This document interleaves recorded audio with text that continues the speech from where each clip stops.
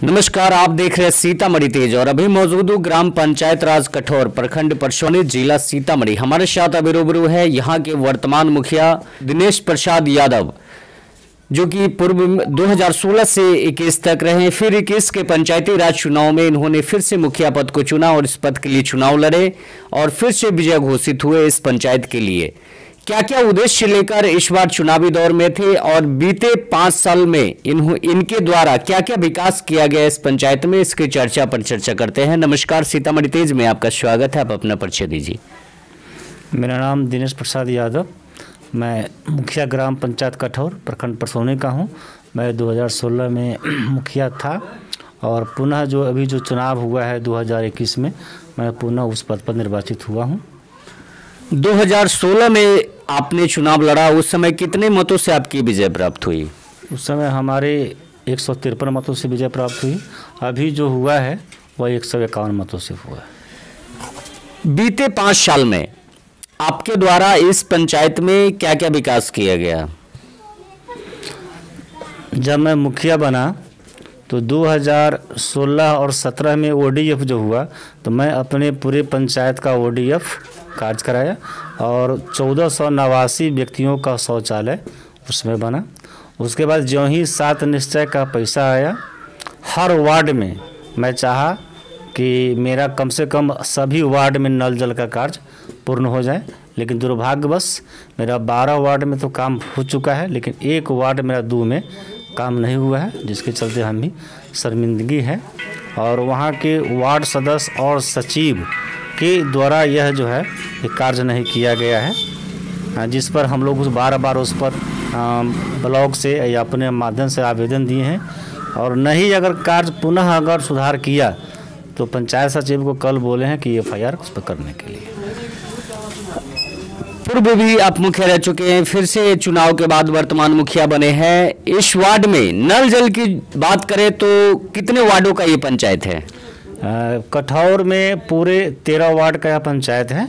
नल जल की क्या स्थिति है? नल जल की स्थिति कुछ वार्ड में अभी पानी बंद है, जो पैसे के अभाव में उसका मरम्मती कार्य नहीं दिया गया है, और वार्ड नंबर 2 में तो बना ही नहीं है। मतलब नहीं बनने का क्या कारण हो सकता है? अब वहाँ का वार्ड सदस्य और वार्ड सचिव जो है पैसा हम दे चुके हैं, लेकिन पूर्ण कार्य भी नहीं किया है, अधूरा है। वह शिथिलता के कारण जो है वहाँ के काम अवरुद्ध है, जो हम प्रखंड के माध्यम से भी उसको सूचित करवाए हैं और अपने पंचायत सचिव के माध्यम से सूचित करवाए हैं। नहीं काम होगा तो उस पर FIR होगा। प्रधानमंत्री आवास योजना की बात करें तो कितने परिवारों को बीते 5 साल में लाभ मिला?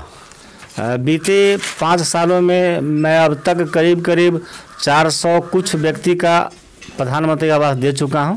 और इस बार जो मेरे यहाँ जो अभी आया है वह कुल 549 व्यक्ति का आया है, जो अभी 549 में एक व्यक्ति का किसी कारणवश छूटा है, और दूसरी बात 40 आदमी का नाम या सरकार के द्वारा छटनी कर दिया गया किसी कारणवश, और 508 व्यक्ति का जो योग अभी जो बनाया गया है उसको हम लोग पूरा ग्राम सभा से पास करके अभी भेज दिए हैं।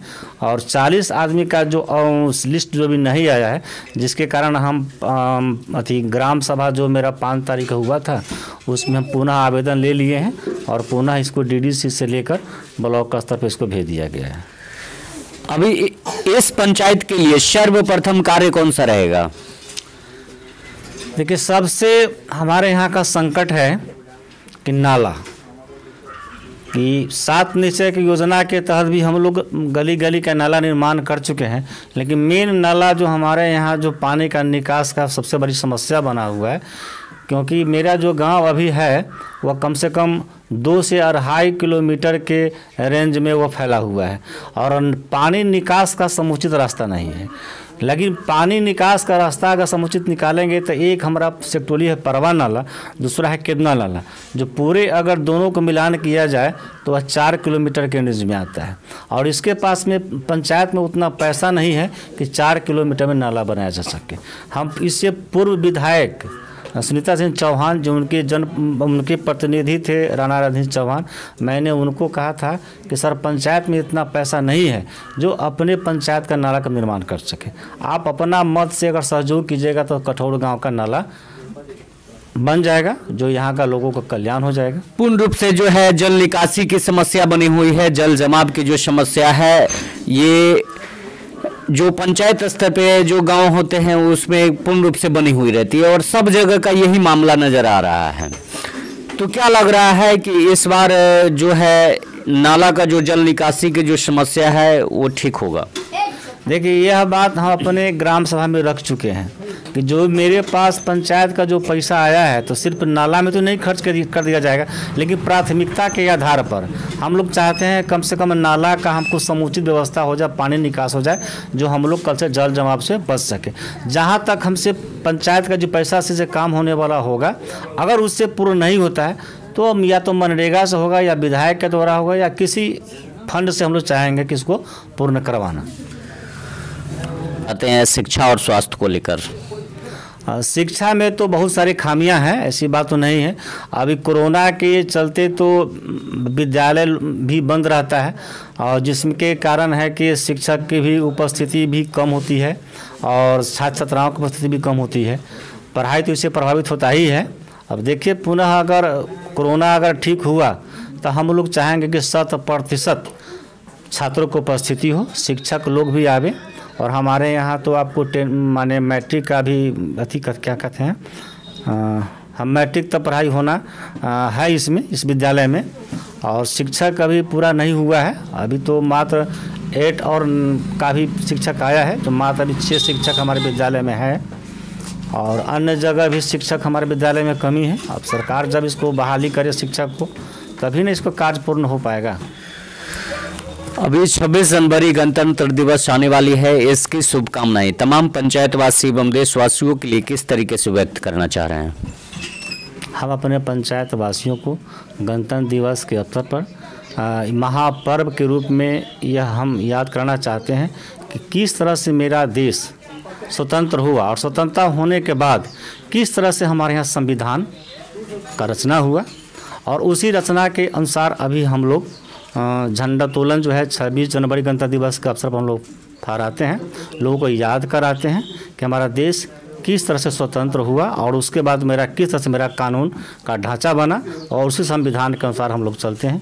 इसी के अनुसार हम लोग झंडा साल में एक बार फहराते हैं गणतंत्र दिवस के अवसर पर। धन्यवाद। हमारे साथ बने हुए हैं दिनेश प्रसाद यादव, जो कि कठौर पंचायत के वर्तमान मुखिया हैं और 2016 से अभी तक इसी पद पे रहे। फिर से पंचायती राज चुनाव में 2021 के पंचायती राज चुनाव में मुखिया के लिए चुनाव लड़े और विजय घोषित हुए।